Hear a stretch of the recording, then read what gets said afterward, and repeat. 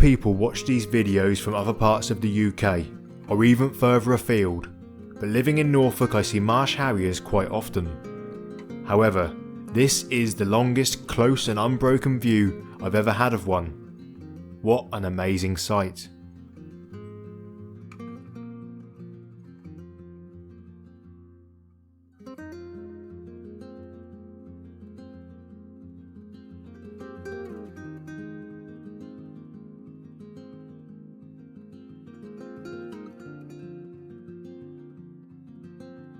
Aside from fleeting glimpses, the marsh harrier was all I saw from Cadbury Hyde, so I moved on.